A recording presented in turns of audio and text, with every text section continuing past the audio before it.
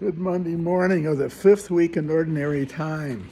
Actually, as you can guess, it's a Saturday morning. Lily commandeered my chair. That's why I'm in the rocker. I couldn't get it. She beat me to it. I couldn't help it. She gets up when she feels like. She does what she wants. She owns the place. I'm just a tenant. I clean up after her too, like a servant. Anyway, this morning is.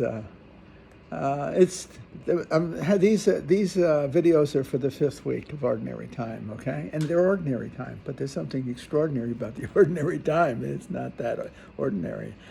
And the Gospel is, again, we're going to run through Mark for quite a while, okay? But Mark's Gospel is the sixth chapter. It's interesting. I didn't know this stuff. I looked it up. Okay, I got it done. That's smart. And I sure the hell am no scripture scholar. So I looked it up, and the readings are the first readings from Kings. That's way beyond my pay scale. Okay, Solomon and the temple and all that stuff. That is so far beyond me. But the gospel has an appeal to me, okay? Well, hopefully I know it, okay? And I love saying Mark is simplicity, okay? But in that simplicity, there's a profundity as well. Now read this section, okay? So this is chapter 6, okay? And he says, after making the crossing to the other side of the sea, so he's crossing. That's not a small matter. I'll show it to you in a second. Jesus and his disciples came to the land of Gennesaret and tied up there. My guess is, now I don't know this, but I'll tell you what will follow. This is foreign land. He crosses the sea. He crosses from the familiar to the unfamiliar. See? I want to say, I may be wrong, I could be wrong, anybody here knows better than I do, chime in, okay? But he leaves the ordinary for the extraordinary. He leaves the Jewish community, as it were, the Hebrews, his natural constituency, to the Gentiles. And you're going to see the Gentiles be converted here, healed and converted. He's going out to the Gentiles, crossing the sea. You want me to put it another way? This is the essence of Christianity. He is moving from tribalism, that's Judaism, in the best sense of the word, to globalism, universalism. The word Catholic ain't for nothing. It means universal.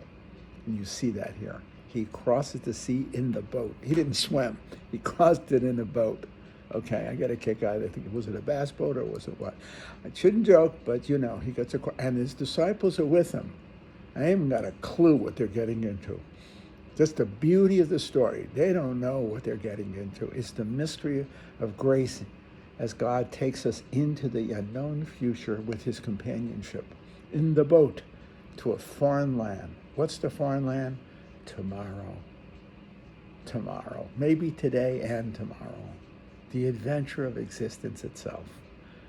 Here, historically, in a sense, from the Hebrews to the Gentiles, but the Gentiles represent the world. And symbolically, they represent the mystery of tomorrow. See? That's what I think. So as they were leaving the boat, people immediately recognized him. The world comes to Christ. Think about today. You think we're not entering global Christianity, then I don't know what it takes to show you. Oh, we are. The whole world is coming to Christ in its own way. Mysteriously, even sometimes through persecution. See? And as they were leaving the boat, people immediately recognized. They scurried about the surrounding country and began to bring in the sick on mats to wherever they heard he was. I can't read; it's half dark in here. Okay, so the world comes to Christ for healing from all over. Wherever they heard he was, that's where they came. Think of the church. They may not, they stumble their way, but they're bringing, and you're going to see, who do you think they're bringing? They're bringing the Gentiles. These are Gentiles. See? Yeah, watch. And whatever villages or towns or countryside he entered, they laid the sick in the marketplace and begged him that they might touch only the tassel of his cloak. And as many as touched it were healed. Whoever touches the church is healed. Whoever touches Christ, whoever touches the church is healed. And the great adventure of grace continues. They're not healed only bodily, they're healed in their souls. They come to believe. You'll see it in the deaf hear, the blind see. Those are powerful lines. And once you see, you love the beauty of the person you see. Thank you, Pat Pat Romer, Sarah's grandmother. See, to love Sarah, you must first see her. To love Christ, you must first see him. And these people see Christ, and they love Christ. See, or they want to see him. Lord, that I may see. Lord, that I may see. What a great line. Lord, that I may hear. Lord, that I may speak. I'm a mute.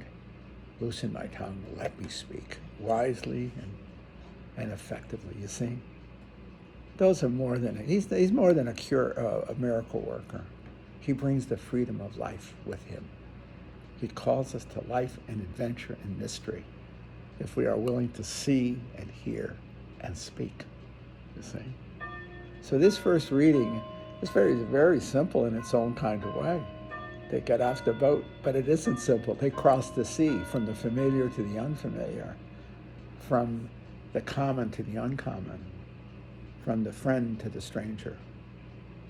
And they find in the stranger, and the stranger finds them. And notice he doesn't go to them, they come to him. You think of the world today. It's swirling in confusion, moral and spiritual confusion. We live in one of the most dangerous periods, I think. I want to put a mouthful here. And since the Roman Empire, the fall of the Roman Empire, 5th century. Why? The centers are dissolving. As Rome dissolved, pagan barbarism took over. And the only thing that saved the West were the monasteries and the cathedral schools. They preserved the culture for 1,000 years, roughly speaking. 500, 600, 700 years without the monastery. I had a kid in class trash-mouthing the church, and I said if it wasn't for the church, you wouldn't be sitting here right now. You'd be hanging from a tree with one hand and eating a banana with the other. You'd be a savage. The church saved Western civilization. She saved the Greeks. You wouldn't have a Renaissance if it wasn't for the monastery schools that preserved the languages, etc., the culture. Okay? This is the second great era, in my view, of the church. Because she now, from the Vatican Council on, Second Vatican, under John the 23rd, she's reached out to the global community, moving off the center, crossing the ocean, as it were, crossing the sea in the boat. We're to Gennesaret, the new world. So the new world, the hope of tomorrow, to the world in desperate need of redemption. We could not survive another 20th century.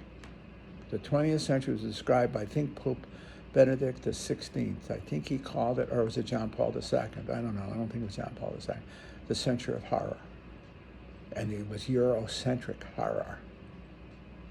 Eurocentric. The most civilized people in the world created the greatest barbarity in the history of mankind.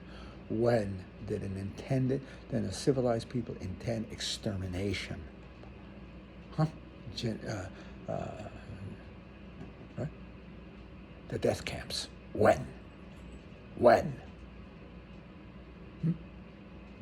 If this isn't a world in need of redemption, the North Atlantic community, the center of Christianity requires re-evangelization. John the 23rd, thank you very much.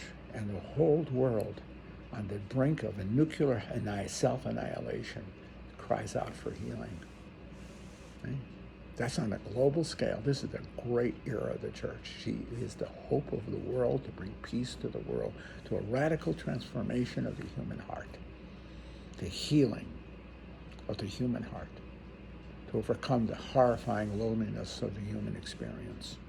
And that applies globally and personally. Personally. We are a lonely people today. All you have to do is see the divorce rate to know that.